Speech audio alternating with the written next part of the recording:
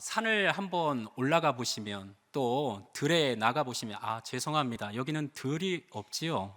산이 있나요? 예. 근데 여러분들은 산이 있어도 들이 있어도 한번 들에 나가서 편안하게 또 관찰하거나 또 볼 여유가 또 없을지도 모르겠습니다. 그러나 저는 특히 요즘처럼 이렇게 겨울일 때는 우리 마을에도 사람 보기가 참 힘들어요. 농한기이기 때문에 어르신들이 집 밖에 잘 나오지를 않습니다. 여름이 좀 돼야, 봄이 좀 돼야 이제 농사일을 하기 위해서 집 밖으로 나오시는데, 그러다 보면 참 목회자로서 그 가정을 찾아가지 않는 이상은 사람 보기가 좀 힘들어요. 그러다 보면 때로는 외롭기도 하고, 그래서 누구랑 노냐면 마당에 있는 닭이랑 놀고, 마당에 있는 개랑 놀고, 마당에 있는 고양이랑 놀고, 마당에 있는 여러 가지 식물들과 같이 대화하면서 주거니 받거니 얘기를 합니다. 그런데요, 제가 보면서 이 도시에 있을 때는 못 느꼈던 것들이 있습니다. 그게 뭐냐면, 저는 색깔이 다 똑같은 줄 알았어요. 모양도 다 똑같은 줄 알았어요. 그런데 제가 자세히 보니까 똑같은 색이 하나도 없더라고요. 꽃을 봐도, 민들레를 봐도, 또 진달래를 봐도 자세히 보니까 같은 색이 없더라는 거예요. 같은 모양도 없더라고요. 우리가 그냥 멀찌감치 지나가면서 보니까 그게 다 똑같은 것 같고 똑같은 색인 것 같지만, 여러분들 자세히 보십시오. 색이 똑같은 게 하나도 없어요. 여러분들 옆에 보십시오. 여러분 옆에 있는 분들 한번 보셔요. 똑같습니까? 예, 똑같다라는 것은 사람이구나라는 것만 똑같죠. 근데 여러분들 다 달라요. 마찬가지입니다. 제가 그래서 그것을 보면서 한 가지 얻게 되는 것은 우리가 조화에 대한 아름다움을 보게 되는 것이죠. 또 각자의 색깔이 다 필요하다라는 것을 제가 깨닫게 되었습니다. 이 신앙생활하는 것 또한 마찬가지입니다. 여러분, 우리가 신앙생활을 할 때에 우리도 모르게 빠지는 함정이 있는데, 그것이 무엇이냐면 우리의 신앙생활은 옳다고 생각하는 바를 추구하지 않습니까? 그게 때로는 예수님에 대한 복음에 대해서, 또 예배에 대해서, 또 신앙에 대해서 각자 나름대로 옳다고 하는 것을 지금 추구하고 있어요. 그런데 이 옳다고 추구하는 그 방향이 하나라고 생각하면 이게 문제가 되는 거예요. 이 다른 방향으로 가는 것에 대해서 우리는 맞지 않다, 틀리다, 이렇게 접근하면서 그들과 함께하지 못하는 경우가 굉장히 많다라는 것이죠. 제가 처음에 이제 도시에서 물들었던 목사 아닙니까? 근데 농촌에 가니까 제가 처음에 갈 때 이러고 인사 다녔어요. 넥타이 차고 정장 차림에 구두 번뜩번뜩하게 닦아가지고, 그리고 농촌 마을을 가정신방을 했어요. 방문을 했습니다. 오라는 사람도 없는데. 근데 하나같이 저기는 또 어디서 굴러먹다 들어온 무엇이냐? 이런 눈으로 쳐다보는 거예요. 그래서 저 사람들이 나를 뭘로 보고 저런 식으로 생각하고 저런 식으로 쳐다보나, 처음에는 좀 의아했어요. 저는 새로운 사람이 농촌에 들어오면 다 반겨할 줄 알고 다 기뻐할 줄 알았어요.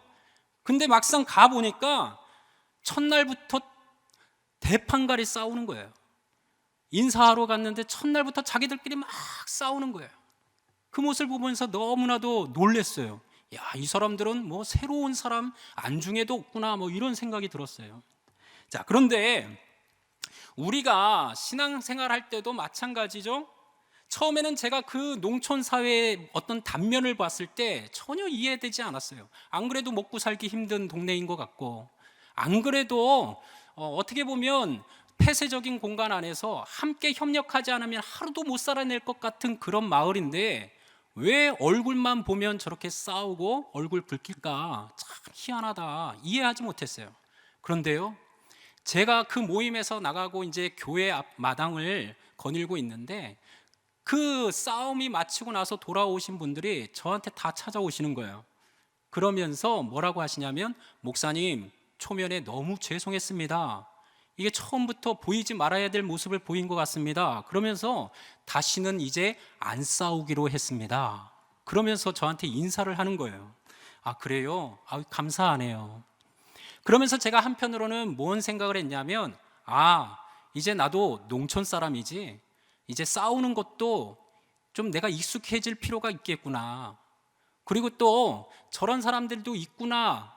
그리고 이런 모습들도 있구나 하는 것을 내 스스로가 인정하고 그 사람들의 어떤 눈높이에 대해서 낮아지지 않으면 안 되겠구나라고 하는 생각을 하게 되었습니다.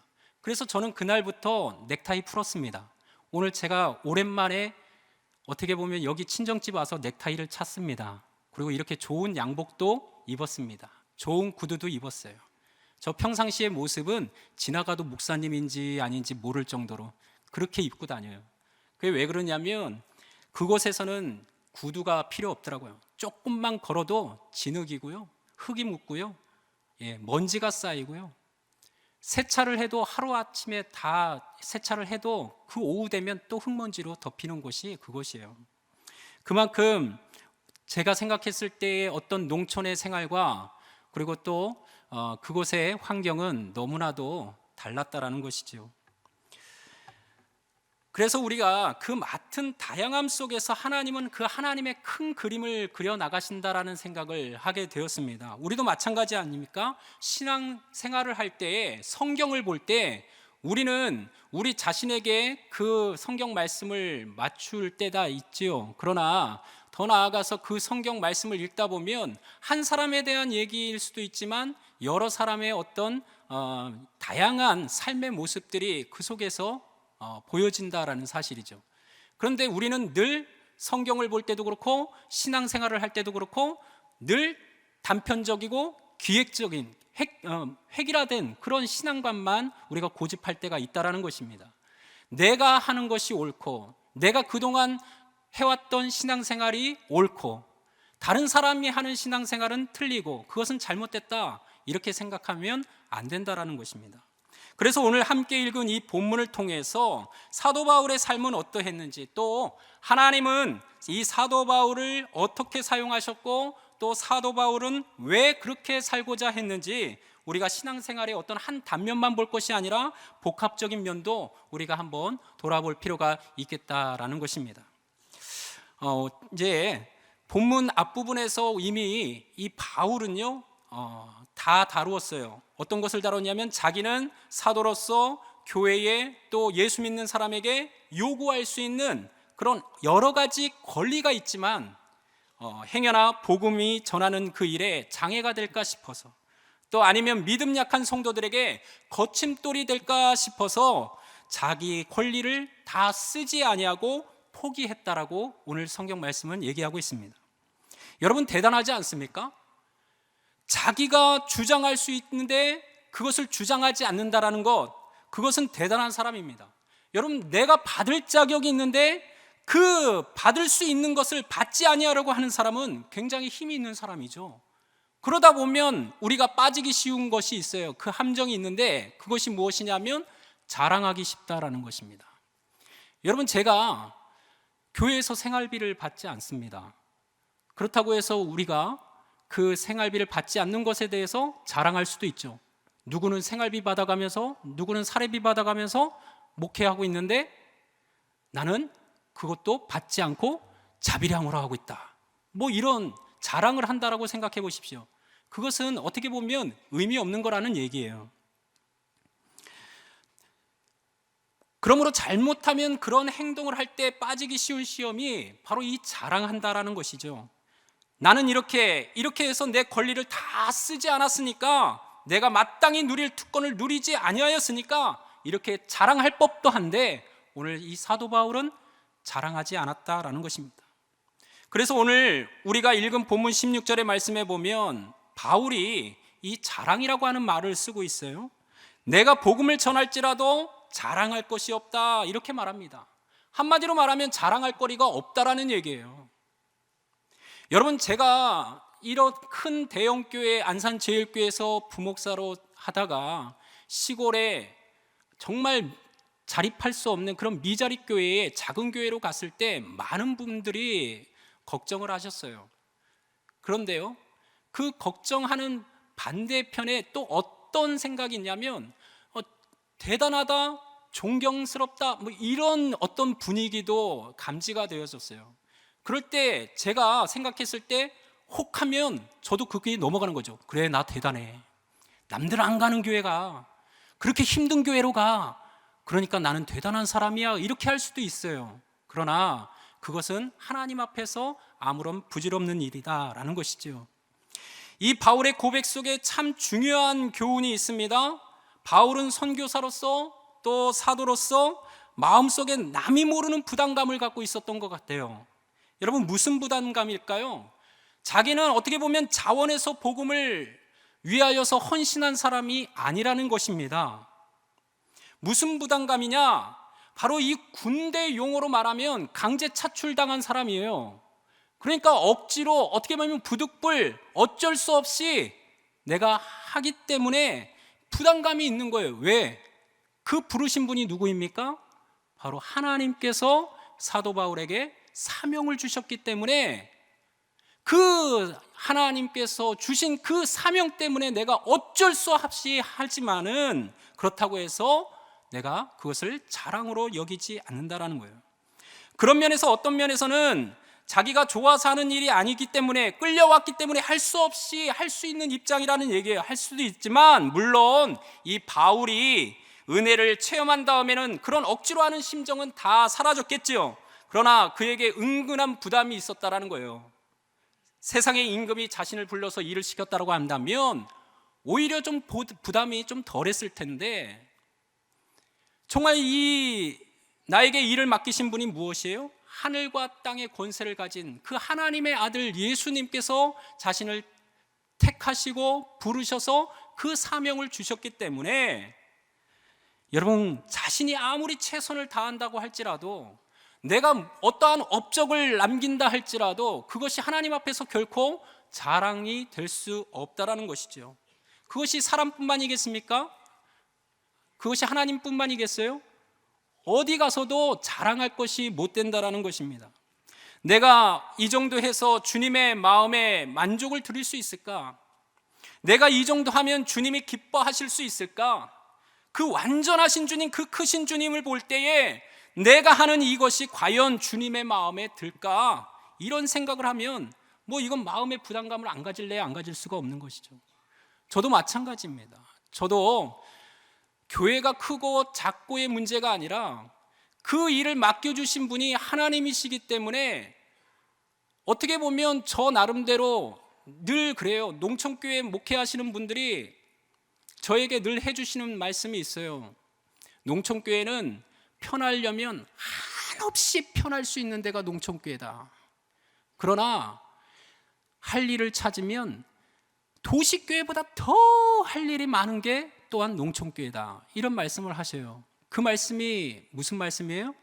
한마디로 말하면 너는 사람 보고, 환경 보고, 조건 보고 목회하면 안 된다라는 얘기예요. 나를 불러 세우신 분이 누군가를 분명히 알고 사역하라는 얘기입니다. 그렇기 때문에 하루도 편히 앉아서 안주하거나 또 쉬고 싶은 생각을 하더라도 그럴 수가 없는 거예요. 여러분, 만약에 게으름을 피운다든지 자기의 맡은 직분에 등한시하면 하나님이 화를 내실 것이다, 이렇게 얘기합니다. 그래서 이 사도 바울은 하나님이 명령한 일을 자기가 하고 있기 때문에 이 명령에 복종하지 않으면 그 하나님이 자기를 어떻게 벌하실지 알지 못하기 때문에, 그러기에 바울은 부담감을 가지고 그 사역을 임했다라는 것이죠. 그래서 17절에 나는 사명을 받았다, 이렇게 말하고 있지 않습니까? 직분자는 이런 심정을 가질 수밖에 없다라는 얘기예요. 참 이것이 얼마나 우리에게 많은 암시를 줍니까? 여러분, 안수 집사님 그런 직분을 받고, 장로님 그런 직분을 받고, 또 목사라고 하는 어떤 직분을 받았을 때 여러분 어떻습니까? 내가 원하지 않은 거면 어떻게 보면 가볍게 여길 수 있잖아요. 내가 안수 집사 시켜달라 그랬나? 내가 안수 집사 해달라 그랬나? 나를 뽑아달라 그랬나? 추천해달라 그랬나? 여러분, 이렇게 생각하시면 어떻습니까? 마음이 한결 편하십니까? 그렇지 않죠. 전에는 몰랐는데 막상 안수 집사님 되고 나니까 부담감이 있는 거예요. 왜 그렇죠? 그게 직분이라는 거예요. 그게 사명이라는 거예요. 왜? 그것은 사람이 준 사명이 아니기 때문에. 사람이 세운 직분이 아니기 때문에 그렇습니다. 하나님께서 우리에게 세우신 직분이기 때문에 우리는 그와 같은, 바울과 같은 심정으로 부담감을 가질 수 있다라는 것이죠. 그게 어느 정도의 그런 부담감이냐? 자랑할 수가 없을 정도의 부담감이라는 얘기예요. 인간적인 마음에 내가 이 정도면, 내가 이렇게 했으면 좀 자랑할 법도 한데 전혀 자랑할 수가 없다라는 것이죠. 제가 생각할 때도 바울도 가끔은 어떻게 보면 입이 잘 열리지 않았을 때가 있을 것 같습니다. 그에게는 육신의 고통이 있었잖아요. 또 병이 있었다고 하지 않습니까? 그게 어느 정도의 병인지는 잘 모르겠지만 그를 가끔 몹시 괴롭혔을 때가 분명히 있었다라는 것이죠. 이 육신의 병이라고 하는 것은 건강하고 또 여건이 좋을 때는 별로 그렇게 우리에게 고통으로 다가오지 않습니다. 그런데 몸이 약한다든지 상황이 어렵게 된다든지 그래서 스트레스 받고 잠을 이루지 못한다라고 했을 때 병이라는 것은 더 심해질 수가 있는 거잖아요. 바울도 그런 경험을 많이 겪었으리라고 보는데요. 그럴 때마다 바울은 그저 주저앉았을 것 같이 힘이 쭉 빠지는 경우를 자주 체험했을 것입니다. 그러면서 이렇게 얘기했겠죠. 정말 그럴 때 오늘도 내가 이런 일을 해야 되나? 내가 오늘도 나가서 전도해야 되나? 내가 오늘도 교회 일을 해야 되나? 뭐 이런 생각 안 갖겠어요? 단적인 예로 지금 교회 오기 전에 눈이 오고 있어요. 여러분, 눈이 오고 있으면 제일 먼저 드는 생각이 어떤 생각입니까? 인간적으로. 여러분, 믿음으로 생각하지 말고 인간적으로 한번 생각해 보세요. 그래, 바람도 불고 눈도 내리는데 그래, 건너뛰자, 쉬자. 뭐 주일이 오늘만 오냐? 다음 주에도 동일하게 오는데 쉬고 싶은 생각 들지 않습니까? 집에서 따뜻하게 황금빛 내 인생 보면서. 여러분, 그럴 때 우리도 인간적인 그런 약함 때문에 주저앉고 싶을 때가 분명히 있다라는 것이죠. 그럼에도 불구하고 그와 같이 인간적인 연약함으로 인한 유혹 앞에서 그는 단호하게 외칩니다. 노라고. 복음을 전한 일을 계속해서 하는 거예요. 마치 아침마다 내가 나를 깨우는 것은 고통이지만 정말 그 꿈이 나를 깨우는 것은 기쁨으로 여기듯이 말이죠. 왜입니까? 주님이 나에게 명령하신 일이기 때문에 그렇습니다. 내가 죽도록 충성해야지. 복음을 전하다가 내가 쓰러지는 한이 있어도, 내가 생명을 빼앗기는 한이 있어도 내가 전해야지. 왜요? 나는 직분을 맡았기 때문에. 그는 이런 생각을 하고 살았다는 것이죠. 그러니까 자기가 잘한 것을 가지고 잘했다라고 자랑할 수가 없는 거예요. 여러분, 우리가 모두가 이 바울과 같이 사도로서 그 부름을 받은 것은 아닙니다. 그죠? 성령이 우리에게 임하심으로 우리는 원하든 원하지 않든 무엇을 받았습니까? 또한 무엇이 되었습니까? 여러분, 복음의 증인이 된 줄로 믿습니다. 복음의 증인된 사람은 보냄을 받은 사람이잖아요. 그러니까 예루살렘만 머물러서는 안 되고 땅끝까지 보냄을 받았다라고 했습니다. 그리고 때를 얻든지 못 얻든지 우리는 복음을 전해야 할 의무를 가지고 있다라는 사실이에요. 그런 의미에서 우리는 마음의 부담감을 가져야 합니다. 담대하게 어디를 가든지 누구를 만나든지 예수 그리스도의 증인으로 살리라 라고 하는 결심과 각오를 가지고 하루하루를 우리는 살아가야 할 줄로 믿습니다. 제가 교회에 처음 가보니까요, 갈 때는 제가 11명인가 성도가 있다라고 하고 듣고 그 교회를 부임하게 되었습니다. 근데 막상 가보니까요, 4분 앉아 계셔요. 젊은 분이 있느냐? 없어요. 70대 한 분, 80대 2분, 90대 한 분. 그런데요, 주일날 성탄절, 그것도 제가 부임했을 때가 성탄절 예배였어요. 성탄절 예배였는데 그때 모습을 보니까요, 폐잔병이 앉아 있더라고요. 인생 다 포기하신 분들 같이, 인생 다 사신 분들 같이, 꿈이요? 빛이요? 하나도 안 보여요. 성탄절인데. 어떤 천국에 대한 어떤 소망을 가지고 막 기쁜 마음으로 막 얼굴에서 빛이 나면서 그런 예배를 드리는 게 아니라 와, 인생 다 산 것처럼 그런 모습을 하고 예배를 드리는 거예요. 그래서 제가 그 다음 주에 또 나오셨길래 또 표정이 똑같은 거예요. 그래서 안 되겠다. 그래서 그 한 해 동안, 작년 한 해 동안 제가 한 게 무엇이냐면, 여러분 어디 가서 예수 믿으십시오 말하지 마십시오. 제가 그랬어요. 어떻게 보면 복음을 전해야 될 우리가 예수 믿으십시오 어디 가서 얘기하지 말라고 그랬다니까요, 제가. 그러면서 한편으로는 제가 그분들한테 주문하기를, 예수 믿으세요라고 전하기 이전에 우리부터가 좀 새로워져야 되겠다. 우리서부터가 신앙의 어떤 정체성을 바로 세워야 되겠다 싶어서요. 제가 그랬어요. 나는 따라합니다. 나는 예수 믿는 사람입니다. 1년 동안 여러분들은 어디 가서 예수 믿으라고 하지 마십시오. 나는 예수 믿는 사람입니다 라고만 말하고 다니십시오. 제가 그랬어요. 왜 그랬을까요? 제가 봐도 우리 성도님들을 딱 봤을 때 예수 믿고 싶은 생각이 하나도 안 들어요. 왜냐하면 얼굴을 봐도 웃는 낯이 아니죠. 또 제가 봐도 별로 예수 믿고 싶은 생각이 안 들어요. 왜 그러냐면 삶도 신앙 모습도 다 자포자기예요. 우리 교회는 희망이 없어요. 저한테 그렇게 얘기하는 그런 표정으로 앉아 계시니까. 그래서 처음부터 다시 시작했습니다. 그래서 성경 읽기를 시작했고요. 또 한글을 모르네요. 한글을 가르쳤고요. 그리고 그분들에게 재직이라는 것을 처음 세웠어요. 재직이 될 만한 그런 분들이 아닌데, 솔직히 말하면 제가 담임 목사로 청원 서류가 들어가야 되는데 재직이 구성이 안 돼 있어요. 다 성도님이세요.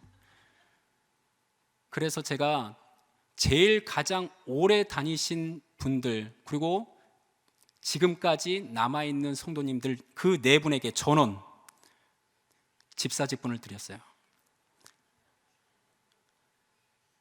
그래서 오늘부터 여러분들은 재직입니다. 집사 직분을 주니까 감격의 눈물을 흘리더라고요. 왜냐하면 내 평생 소원은 집사 직분 받는 것. 20년을 믿었어도 계속 성도였어요. 10년을 믿었어도 계속 성도였어요. 여러분, 직분이 중요한 건 아니에요.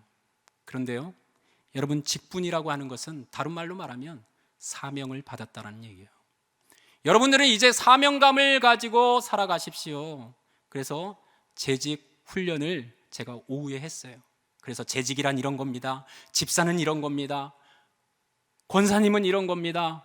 이렇게 하나하나 가르치기 시작했습니다. 근데 어느 날 제가 예배드리다 깜짝 놀랐어요. 어떤 분이 잠자던 채로 나왔는데 머리는 사자머리로 붕 떠가지고 스레빠 질질 끌고 양말도 신지 않고 입던 그 몸빼바지 이런 거 그냥 들고 왔어요. 근데 저만 놀란 게 아니라 같이 그 지역에서 오래 살던 우리 세 분의 어르신들도 다 같이 놀랐어요. 야, 너 뭐 하다 왔냐? 이런 거예요. 예배 드리러 오는데 그렇게 왔어요. 여러분, 근데 그 남편이 알코올 중독이에요. 근데 속으로 주여 소리가 나오더라고요. 그래서 따로 불러냈어요. 따로 불러가서, 집사님, 올해부터 집사님은 집사님입니다. 이제 성도가 아닙니다. 제가 거울을 보여드리겠습니다. 그랬더니 자기 모습을 거울로 보고 자기가 놀래요.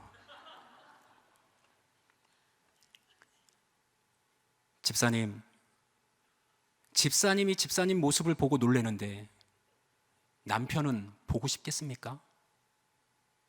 집사님, 이제부터 아침 일찍 일어나서 세수도 하고 또 머리도 좀 빗고 화장도 하고, 그러고 남편 아침 식사도 잘 차려드리고 그러세요.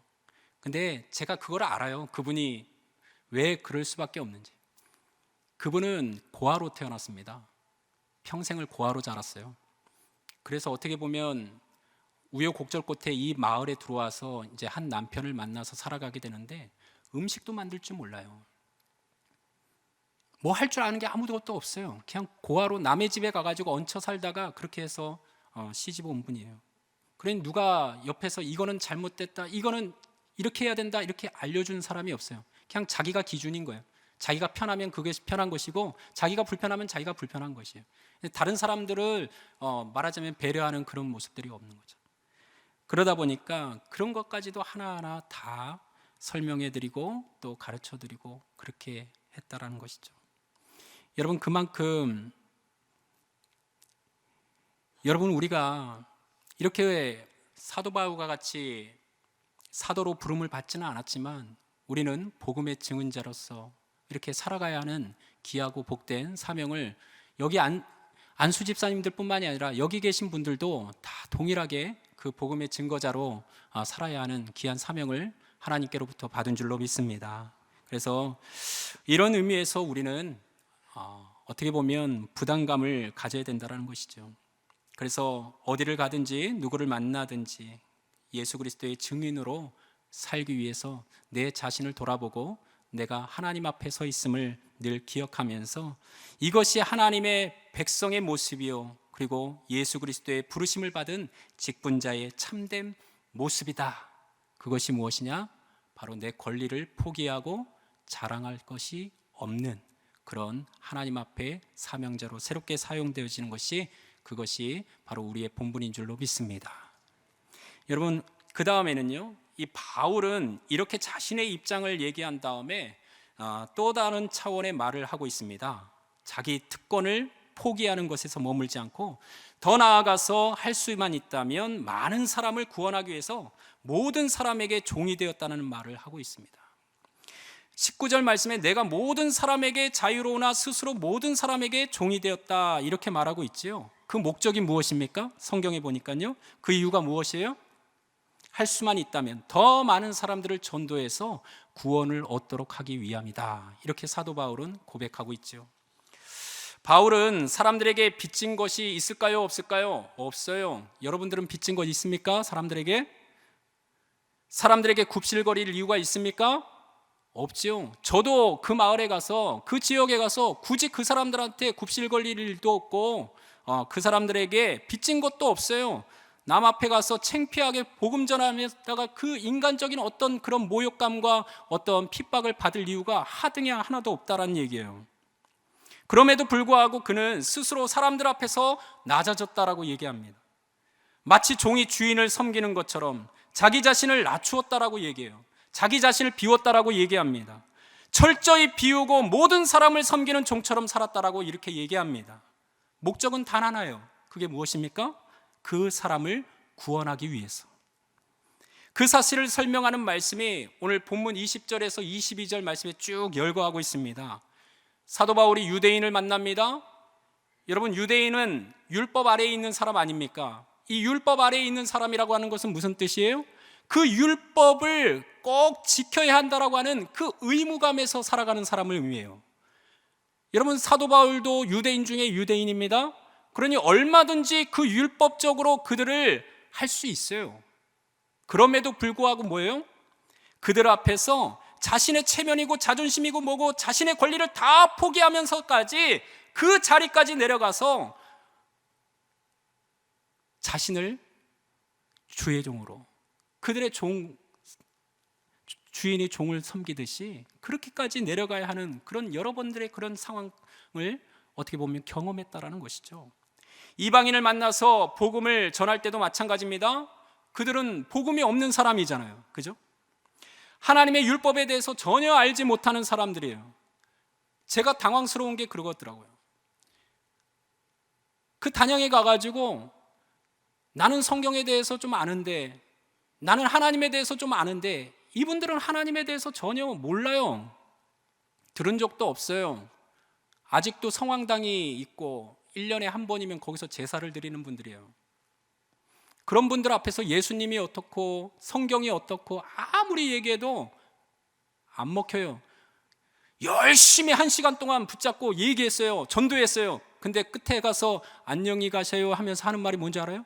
뭔 소리인지 하나도 모르겠어요. 제가 그런 경우를 너무나도 많이 겪었어요. 그러면서 생각하는 게 무엇이냐? 내가 나를 기준으로 복음을 전했구나라는 생각을 했습니다. 약한 자들을 만났을 때는 마치 그들이 약한 것처럼 자기도 약하게 접근했고, 강한 자들을 만나면 자기도 강한 자처럼 접근해서 모든 사람에게 모든 모양으로 그는 복음을 들고 다녔다라는 것이죠. 그래서 제가 넥타이 푼 이유가 거기에 있어요. 제가 정장을 벗어던진 이유가 거기 있습니다. 제가 목사이면서도 여러 가지 일을 하는 이유가 거기에 있습니다. 농촌에 갔으면 농사를 알아야 그들의 눈높이에서 복음을 전하지 않겠습니까? 닭농장 하는 사람이 있으면 닭농장 하는 사람을 전도하기 위해서 닭에 대해서 연구를 해야 되지 않겠습니까? 노인들이 홀로 독거하고 있으면 그들의 아픔을 저의 아픔으로 생각하고 다가가서 복음을 전해야 되지 않겠습니까? 여러분, 오늘 여러분들은 눈이 오니까 아무 생각 없지요? 그냥 불편하다 이렇게만 생각하시죠? 저는 여기 안 있었으면, 지금 단양에 있었으면 저는 지금 열심히 삽들고 지금 눈 치우고 있을 상황입니다. 항상 그래요. 마을에 어르신들이 있기 때문에 제가 먼저 가서 눈 치우지 않으면 이분들은 그나마 나올 수 있는 그 길조차도 포기해버려요. 그냥 집안에만 있는 거예요, 몇 날 며칠을. 그런데요, 길을 치워놓으면요, 그분들은 이건 누가 했냐 그렇게 생각하시면서도 한편으로는 감사하게 생각해서, 젊은 사람이 와가지고 눈 치우네 하면 그분들이 그냥 보고 아이고 고맙소 하는 게 아니라 그분들도 나와서 같이 눈을 치우더라고요. 너무나도 감사한 거죠. 너무나도 그런 모습을 통해서 누구시래요? 그러면 예, 느티교회 목사입니다. 저 예수 믿으세요? 이런 얘기 안 해요. 그냥 눈 치우면서 누구시래요? 그러면 저 느티교회 목사입니다. 이렇게 얘기하는 거예요. 여러분, 그렇게 1년 동안 먼저 열심히 낮아져서 그 사역을 감당하니까요, 이번에 연시총회 그 동회를 합니다. 1년에 한 번씩 하는데, 이번엔 또 마을 그 일꾼들을 새로 세우는 그런 회의였어요. 근데 저는 전혀 생각지도 못했는데 마을 분들이 저를 추천해 가지고 벌써부터 두려움이 앞을 가립니다. 저는 순간 이장시키는 줄 알고 깜짝 놀랐어요. 그런데 감사하게도 이장은 아직 아니고요. 근데 앞으로 좀 두려움이 있습니다. 이장까지 갈 것 같아요. 근데 감사를 시키셨어요. 근데 감사가요, 더 막중해요. 더 어떻게 보면 신경 쓰이는 거예요. 마을 운영의 전반적인 것을 다 간섭해야 됩니다. 그래서 돈이 또 물질이 이게 잘 물건들이 잘 사용되어지고 운영되어지는지 다 일일이 감사해야 돼요. 근데 제가 황당하죠. 이 마을에 온 지 1년밖에 안 됐는데 그런 중책을 맡기니까 저는 감당할 수 없습니다. 그리고 목사가 무슨 마을 일을 합니까? 저 너무 바빠서요, 이거 못할 것 같아요. 그랬더니요, 부녀회 그 아주머님들이, 여기서 말하는 아주머님들은 60대에서 70대 분이십니다.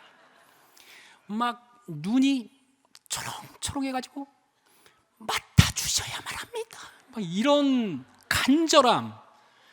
그래서 한마디 하시라 그래가지고 제 사양하겠습니다 이러려고 했는데 그분들의 눈빛이 마주치는 순간 피해갈 수가 없어서 제가 온 지 1년밖에 되지는 않았지만 여러분들의 하회와 같은 성원과 추천에 의해서 그러면 맡겠습니다. 그래서 임기가 2년이에요. 그래서 감사를 맡고 있는데, 제가 오늘 이렇게 오랜만에 친정에 왔기 때문에 하룻밤 자고 갔으면 하는 마음이 있는데, 내일 또 마을 운영위원회 회의가 있습니다. 그래서 이 밤에 또 가야 돼요. 여러분, 근데 그게 너무나도 감사한 거예요. 그분들이 마음을 열어줬다라는 게. 그리고 제가 그분들의 어떤 모임에 참여할 수 있는 자리까지 제가 낮아졌다라고 하는 게, 꼭 제가 낮아졌다라고 해서 낮아진 게 아니라 그분들이 저를 마을의 일꾼으로 뽑아주셨다라는 것을 통해서 내가 조금씩 그분들의 눈높이까지 내려가고 있구나라는 것을 느끼게 된 그런 계기가 되었습니다. 여러분, 22절 하반절에 보면 내가 여러 사람에게 여러 모습이 되었다. 이는 아무쪼록 몇 사람이라도 구원하고자 함이다. 솔직히 외인들이, 저도 외인이죠. 근데 그 마을에 들어가서 자리 잡기는 쉽지 않습니다. 그리고 귀농귀촌하신 분들도 기존에 있던 주거민들하고의 그 관계가 참 설정하기가 굉장히 어렵습니다.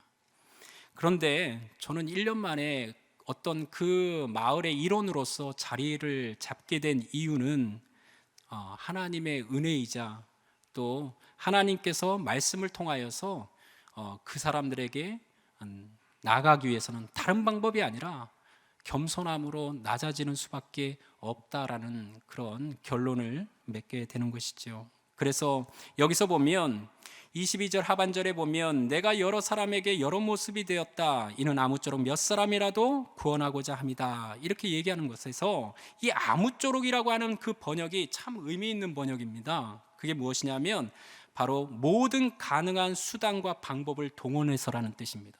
그러니까 다시 한번 읽어보면 내가 여러 사람에게 여러 모습이 되었는데 이는 아무쪼록, 즉 모든 가능한 수단과 방법을 동원해서 몇 사람이라도 구원하고자 함이라. 제가 시골 교회에 가서 할 일이 무엇입니까? 어떻게 하든지 그분들을 복음을 전해서 그분들이 구원 얻도록 하는 것이 저의 사명이죠. 그렇기 때문에 저는 그분들이 믿을 수만 있다면, 그분들이 교회에 나올 수만 있다면, 그분들이 구원을 받을 수만 있다면 저는 농부가 아니라 그 농부 뭐래도 그렇게 해야 되겠구나라고 하는 결론을 내리게 된 것이죠. 그래서 그들의 아픔을 같이 공감해주고 또 그들의 당면한 문제가 무엇인지를 공감해주다 보니까 제가 자꾸 마을을 위해서 자꾸 뭔가 준비하고 또 계획 세우고 그것을 또 마을 이장님한테 찾아가서 이렇게 상의드리고 그렇게 하다 보니까 우리 마을 분위기가 굉장히 많이 바뀌었어요. 그래서 전에는 정말 이렇게 슬슬 눈치만 보고 다니시던 그런 분들이 이제 저에게 다가와서 목사님 여기다가 사인 좀 해주세요. 이게 뭡니까? 그러면 목사님 이제 교회를 중심으로 우리가 뭔가 이 마을 기업이나 마을 사업을 좀 하고 싶어서 그럽니다. 그래서 무엇을 하려는데요? 그러니까 일단 장소가 필요하니까 목사님 교회 마당을 좀 빌려주십시오. 그건 기꺼이 하지요.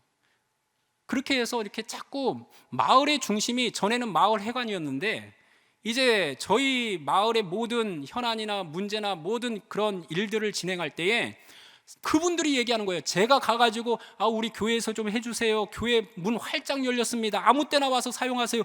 이렇게 말해서 그분들이 온 게 아니라 오히려 그분들이 마을이 이러한 일을 하려고 하는데 목사님 교회를 중심으로 하고 싶습니다. 이렇게 얘기가 되어지는 거예요. 그러니 얼마나 제가 감사하겠습니까? 그래서 여러분, 만인을 위해서는 만 가지 방법을 동원해서 그렇게 일을 이뤄나간다라는 말도 있듯이 우리가 정말 그 많은 사람들을, 그리고 또 몇몇 사람들을 구원하기 위해서는 내가 그들의 어떤 삶의 자리까지 내려가지 않으면 안 된다라는 것을 다시 한번 깨닫는 계기가 되었죠. 우리가 경험을 통해서 자주 확인하는 사실이 있습니다. 여러분, 어떤 것입니까? 여러분들 예수 믿을 때에 어떤 분들을 통해서 예수 믿었습니까? 거만하고 교만하신 분들을 통해서 여러분들 예수 믿었습니까? 야! 예수 안 믿으면 너 죽을 줄 알아. 야, 좋은 말로 할 때 빨리 와. 이렇게 해서 예수 믿으신 분들이 있으면 손 들어 보십시오. 없습니까? 예, 없지요. 여러분, 이 복음을 들은 사람은 이 세상에 아마 한 사람도 없을 거예요. 그렇게 거만하고 그렇게 교만하여서 협박하듯이 예수 믿으라고 해서 믿는 사람 아무도 없을 거예요. 바울이 자기를 비워 종처럼 되어가지고 복음을 전하려고 했던 것은 누구한테 배운 것입니까? 바로 예수님께 배운 것이죠. 그것이 바로 성육신의 원리인 것입니다. 하늘의 영광을 다 포기하고 천하디 보잘것없는 그 인간 땅에 그 육신의 옷을 입고 죄인의 모습으로 이 세상에 오셔서 우리와 똑같은 모습으로, 우리와 똑같은 눈높이에서 그 영광스러운 복음을 전해주신 그 주님이 그 바울에게 있어서는 하나의 모델이었다라는 것입니다. 그러므로 이 세상에는 교만한 사람으로부터 구원받은 사람은 하나도 없다라는 거예요. 여러분들에게 다가가고 여러분들에게 복음 전했던 그분들을 한번 생각해 보세요. 얼마나 희생적이고 얼마나 헌신적이고 얼마나 나의 눈높이에서 그 사람을 구원하기까지 얼마나 많은 그런 헌신과 희생을 했는지, 얼마나 겸손하고 낮아진 자세로 우리를 대했는지 한번 생각해 보십시오. 그러므로 이 세상에 교만한 사람으로부터 구원받은 사람은 단 한 사람도 없다는 거예요. 여러분, 자기 체면 다 세우고요, 내가 목사니까, 내가 도시에서 큰 교회에서 왔던 목사니까 여러분들 나 알아주세요 한다고 그분들이 알아줄까요? 자기 자존심 앞에서 다 세워가면서 예수 믿으라고 하는 그 사람 때문에 구원받은 사람은 이 세상에 아무도 없다라는 거예요. 이것은 아무도 부인할 수 없는 사실입니다. 예수님이 그렇게 복음을 전하셨어요. 그러므로 바울도 그렇게 전하는 거예요. 예수님처럼. 우리가 분명히 알아야 할 사실은 한 영혼이라도 구원하고 싶으면 우리는 낮아져야 한다는 거예요. 종이 되어져야 한다는 것입니다. 심지어 부부간에도 마찬가지예요. 여러분, 부부간의 전도에서 남편을 인도한다든지 부인을 인도한 사람들 보면요, 철저하게 낮아질 때만이 그 남편을, 그 아내를 구원하는 것을 볼 수 있어요. 이렇게 얘기하죠. 예전에 저희 어머님이 그랬었어요. 믿고 싶으면 믿고 말고 싶으면 말아라. 누가 당신 천국 못 간다고 내가 울고 앉아 있을 줄 알아? 우리 어머니가 그랬어요. 저도 그랬죠. 저희 아버님이 술을 못 하시던 분이셨는데 이 고된 건축 일을 시작하시면서 술을 배우셨나 봐요. 너무 일이 힘드니까 이제 거기에 일 같이 하시는 인부님들이 술을 이렇게 권하시고 하니까 술을 드시기 시작했나 봐요. 근데 이제 술을 드시니까 저희 어머니는 이제 계속해서 잔소리를 하신 거죠. 저도 마찬가지입니다. 저도 회사 다닐 때는 그렇게 별로 잔소리하고 싶지는 않았어요. 왜냐하면 같은 입장이었으니까. 근데 제가 전도사가 됐는데 저희 아버님이 굉장히 실망하시는 거예요. 그래도 네가 있어서 위로가 됐는데, 네가 전도사가 됐구나. 그러면서 굉장히 저를 마땅치 않게 생각하시더라고요. 왜냐하면 제가 또 그 아버님의 대의를 이어서 건축을 전공하게 되는데 굉장히 좋아하셔서 막 자랑하고 다니셨어요. 자랑하시면서 술을 드시고 다니셨어요. 근데 전도사가 되니까 자랑할 게 없는 거예요. 그러니까 그때부터 집에서 술을 드시더라고요. 나가서 술을 안 드시고. 그러니까 또 집에서 또 술을 드시니까 또 우리 어머님은 속이 터지죠. 아니, 집안에 목회자가 세워졌는데, 전도사님이 이제 되었는데 아들이 집에서 술만 먹는다고 그렇게 잔소리를 하셨어요. 저도 마찬가지죠. 저희 아버님 표현으로 따지면 저는 일본 놈입니다. 저놈은 피도 안 날 놈이야. 그러면서, 왜냐하면 제가 또 그럴 수밖에 없는 게 저희를 교회로 인도하고 저희를 전도하신 분이 아버님이셨거든요. 그랬던 아버님이 그렇게 이제 이 신앙 외적으로 또 발달을 하시니까 제가 계속 푸시를 했어요. 그랬더니 저보고 일본 놈이다, 피도 안 나올 놈이다, 그러면서 막 그렇게 뭐라고 하셨어요. 근데 그런 아버님이 저는 이해를 못 하겠던 거죠. 근데 어느 날 제가 은혜를 받고 그 예수님에 대해서 깊이 체험을 하고 나서요, 생각이 바뀌고 눈이 바뀌더라고요. 왜 아버지가 그러면 술을 드실까? 그걸 깊이 생각해 보니까요, 제가 자리에서 아버지의 자리를 만들어 드리지를 못했어요. 우리 가족들이 아버지의 위치를 만들어 주지를 못했더라고요. 그 아버님이요, 어떤 아버님이셨냐면 제가 3살 때 난치병에 걸려서 오랫동안 투병 생활을 했었대요. 제 어머님의 말씀에 의하면. 그런데 그 당시에 아버님이 한국에 없었고요. 동아건설 그때 중동에 모래바람 맞으면서 2, 3년 동안을 외국에서 지나셨어요. 그래서 고생해가지고 돈을 벌어 오셨는데 딱 와서 보니까 이제 집도 사고 이제 좀 생활도 피고 그 여러 가지 꿈을 꾸면서 왔겠죠. 귀국하셨는데 와서 보니까 제가 죽을 병에 걸린 것처럼 그렇게 병원에서 오랜 동안 있다 보니까 자신이 그 3년 동안 뜨거운 모래바람 맞으면서 벌어온 돈을 다 저한테 쏟아 부으셨어요. 그리고 나서는 어떻게 보면 다시 일어서지를 못했습니다. 저희 가정이 경제적으로 늘 힘들었죠. 그러니까 아버님 입장에서는 제가 뭘로 보이겠어요?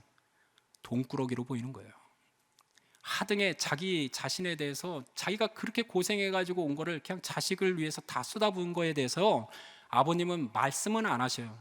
근데 제가 기도하다 보니까 저희 아버님을 위해서 기도하다 보니까 자꾸 그 생각이 나는 거예요. 왜 그럴 수밖에 없었는가? 근데 보니까 아버님에 대한 자리가 저희 가정 안에는 없던 거예요. 그래서 제가 그걸 생각하고 그걸 깨닫게 된 후에 아버님한테 안방에 들어가서 펑펑 울었어요. 아버지, 제가 잘못했어요. 제가 아버지의 어떤 입장을 생각하지 못하고 아버님이 어떠한 삶을 살았는지 제가 이해하기보다는 현재 내 앞에 보여지는 그 아버지의 모습을 보면서 제가 아버지를 판단했던 것을 용서해 주세요. 아버지, 용서해 주세요. 그러면서 이제 펑펑 울었어요. 그랬더니 그때부터 아버님이 눈빛이 달라져요. 일본 놈으로 바라보는 것이 아니라, 돈꾸러기로 바라보는 것이 아니라 사랑스러운 아들로 그렇게 바라보기 시작하는 거예요. 전에는 마을 분들한테 불평하고 또 욕하고 그랬던 아들이었는데 제가 어느 날 전화를 받았어요. 그랬더니 그 이웃 동네에 그 아주머니께서 저한테 얘기하면서 아이고 누구세요? 그러니까 예 목사 누구누구 아무개 아들입니다. 그렇게 얘기했더니 아유 목사님이시구나. 그러면서 좀 전에 아버님 다녀가셨는데 목사님 우리 아들 목사라고 되게 자랑하고 가셨어. 그러더라고요. 여러분, 오늘 이 복음이 지닌 이 위대한 사랑의 원리, 여러분 주님이 그렇게 전도하셨기 때문에 우리도 그 원리를 벗어나서는 전도할 수가 없는 거예요. 영혼 사랑하는 마음으로 다가설 때 하나님께서 은혜 주시는 줄로 믿습니다. 마지막으로 본문 23절에 보면 내가 복음을 위하여 모든 것을 행함은 복음에 참여하고자 합니다. 이렇게 얘기합니다. 여러분, 복음에 참여하고자 합니다. 이게 무슨 뜻입니까? 그것은 예수 그리스도의 복음을 받아들이는 자에게 하나님이 약속하신 많은 축복을 여러분 있잖아요. 그렇죠? 하나님께서 그 복음 전하는 자에게 상을 주시지 않으시겠어요? 상이 있잖아요. 축복이 있잖아요. 약속하신 그것을 나도 그들과 함께 똑같이 누리고 싶다라는 거예요. 한 사람이라도 더 구원해서 그들이 하나님 앞에서 받아 누리는 그 놀라운 복음의 축복을 자기도 함께 누리고 싶다라는 말입니다. 그래서 그렇게 누리게 되는 그 축복을 일컬어서 24절에 보면 뭐라고 합니까? 상이라는 말로 비유하고 있어요. 그리고 또 25절에 보면 면류관이라고 하는 말로 비유하고 있는 것이죠. 여러분, 그렇습니다. 사도 바울은요 막연히 구원받는 것에 만족한 사람이 아니었다라는 거예요. 그는 하나님 앞에서 가장 귀한 상을 얻기 위하여 바라봤던 사람이에요. 누구보다도 더 큰 면류관을 얻기를 바라고 누구보다 더 영광스러운 자리에 그 주님의 칭찬을 받기를 원했던 사람이 사도 바울이었다는 것이죠.